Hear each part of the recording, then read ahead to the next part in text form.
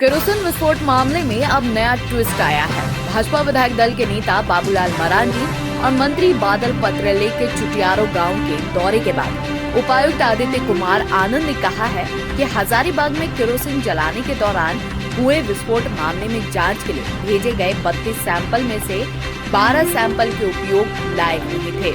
उन्होंने कहा कि 40% केरोसिन जलाने योग्य नहीं पाया गया है।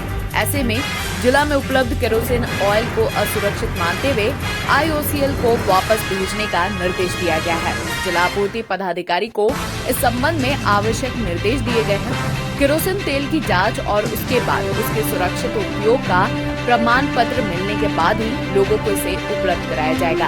उपायुक्त ने कहा कि किसी भी स्थिति में संदिग्ध केरोसिन तेल के वितरण की अनुमति नहीं दी जाएगी। उपायुक्त श्री आनंद ने यह भी कहा कि मृतकों व घायलों के परिजनों को आपदा प्रबंधन के तहत मुआवजा उपलब्ध कराया जाएगा।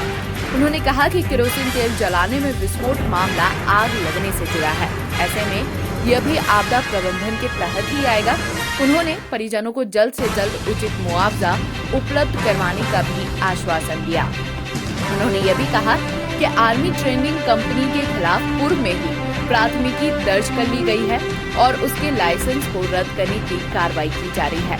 ज्ञात हो कि सदर प्रखंड के अमनारी एवं चुटियारों में केरोसिन तेल जलाने के क्रम में हुए विस्फोट की अलग अलग घटनाओं में अब तक 4 लोगों की मौत हो चुकी है, जबकि 1 दर्जन से ज्यादा लोग झुलस गए थे। इनमें से कई का इलाज अब भी सरकारी मेडिकल कॉलेज हजारीबाग में चल रहा है। उसको हम लोग सहायता उपलब्ध करा सकें, तो हम लोगों ने निर्णय लिया है कि आपदा प्रबंधन के तहत जो मुआवजा दी जाती है अन्य मामलों में, क्योंकि ये भी एक तरह की आपदा की परिभाषा में आता है। बर्निंग का केस है, आगजली से जो भी घटना होती है उसको हम लोग आपदा मानते हैं। तो ये भी एक तरह से आगजली की घटना है, केमिकल प्लस दोनों डिजास्टर इसको आप समझ सकते हैं। तो हम लोग इसको आपदा के तहत मानते हुए जो भी उचित मुआवजा है वो हम लोग अगले चंद दिनों में जल्द से जल्द हम लोग जो भी पीड़ित परिवार है उसको उपलब्ध कराएंगे। आर्मी ट्रेडर के खिलाफ भी कुछ कार्रवाई करने की बात आ रही है सामने से। बिल्कुल, उसके विरुद्ध पहले से ही प्राथमिकी दर्ज की जा चुकी है। जो उसका लाइसेंस है उसको रद्द करने के लिए जो प्रक्रिया है वो की जा रही है।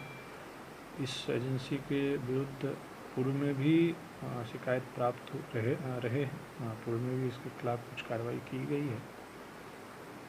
इनका जो संचालन है वो सही तरीके से नहीं हो रहा है, बहुत दिनों से ये मुझे मेरे संज्ञान में आया है।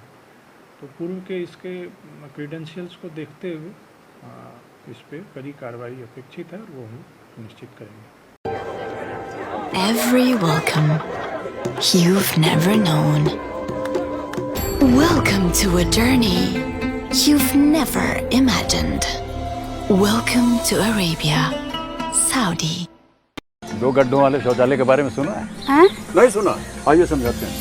देखिए, 2 गड्ढा बनाइए। पहले वाला जब मल से भर जाएगा ना तो ये चालू हो जाएगा और साल भर के अंदर इसके अंदर जो मल है ये खाद बन जाएगा, इसे खाली कर दीजिए। इसी तरह शौचालय जो है वो आजीवन चलता रहे, न बीमारी फैलेगी न बदबू।